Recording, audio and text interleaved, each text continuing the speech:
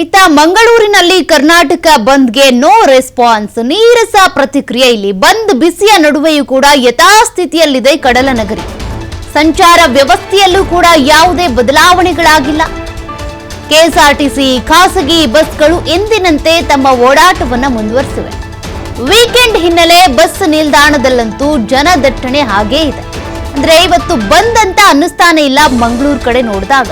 ನಿನ್ನೆ ಕೂಡ ನಾವು ಗಮನಿಸ್ತಾ ಇದ್ವಿ, ಕೆಲವರು ತಮ್ಮ ಒಪಿನಿಯನ್ ಹೇಳುವಂತ ಸಂದರ್ಭದಲ್ಲಿ ನಾವು ಕನ್ನಡಿಗರೇ, ಕರ್ನಾಟಕದ ಪರದವರೇ, ಆದ್ರೆ ಈ ಬಂದ್ಗೆ ನಾವು ನೈತಿಕ ಬೆಂಬಲ ಕೊಡ್ತೀವಿ ಹೊರತು ಬಾಹ್ಯ ಬೆಂಬಲ ಕೊಡಲ್ಲ ಅಂತ. ಹಾಗಾಗಿ ಕಡಲನಗರಿ ಮಂಗಳೂರಿನಲ್ಲಿ ಯಥಾಸ್ಥಿತಿ ಇದೆ. ಎಂದಿನಂತೆ ಖಾಸಗಿ ಸರ್ಕಾರಿ ಬಸ್ಗಳ ಓಡಾಟ ಇದೆ. ವೀಕೆಂಡ್ ಇರೋದ್ರಿಂದ ಅಲ್ಲಿಗೆ ಹೋಗ್ಬೇಕು, ಇಲ್ಲಿಗೆ ಹೋಗ್ಬೇಕಂತ ಪ್ಲಾನ್ ಮಾಡ್ಕೊಂಡಿರ್ತಾರೆ. ಅವರೆಲ್ಲರ ಜನದಟ್ಟಣೆ ಬಸ್ ಸ್ಟಾಪ್ಗಳಲ್ಲಿ ಕಂಡು ಬರ್ತಾ ಇದೆ. ಎಂದಿನಂತೆಯೇ ಇದೆ ಮಂಗಳೂರು. ಅಂದ್ರೆ ಕರ್ನಾಟಕ ಬಂದ್ನ ಬಿಸಿ ಮಂಗಳೂರಿಗೆ ತಡ್ತಾ ಇಲ್ಲ. ನೋಡ್ತಾ ಇದ್ದೀರಾ ನೀವು ದೃಶ್ಯಗಳನ್ನ. ಖಾಸಗಿ ಬಸ್ಗಳಿರ್ಬೋದು, ಅದೇ ರೀತಿಯಾಗಿ ಸರ್ಕಾರಿ ಬಸ್ಗಳ ಓಡಾಟ ಹಾಗೆ ಮುಂದುವರೆದಿದೆ. ಈಗಾಗಲೇ ಹೇಳಿದಾಗೆ ಬಿಎಂಟಿಸಿ ಹಾಗೂ ಕೆಎಸ್ಆರ್ಟಿಸಿ ಬಸ್ಗಳು ನೈತಿಕ ಬೆಂಬಲ ಮಾತ್ರ, ಅವರು ಬಾಹ್ಯ ಬೆಂಬಲ, ಸಂಪೂರ್ಣ ಬೆಂಬಲವನ್ನ ಕೊಡ್ತಾ ಇಲ್ಲ.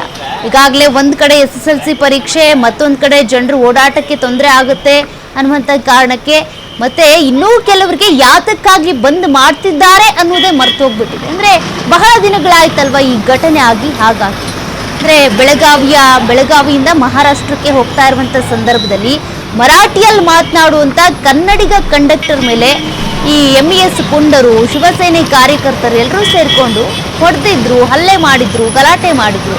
ಅದಕ್ಕೆ ಸಂಬಂಧಪಟ್ಟಂತೆ ಬುದ್ಧಿ ಕಲಿಸ್ಬೇಕು. ಅಷ್ಟೇ ಅಲ್ಲ, ಈ ಬೆಳಗಾವಿ ಮಹಾರಾಷ್ಟ್ರ ಗಡಿ ವಿವಾದಕ್ಕೂ ಸಂಬಂಧಪಟ್ಟಂತೆ ಪದೇ ಪದೇ ಮಹಾರಾಷ್ಟ್ರ ಖ್ಯಾತೆ ತೆಗಿತಾನೆ ಇರುತ್ತೆ.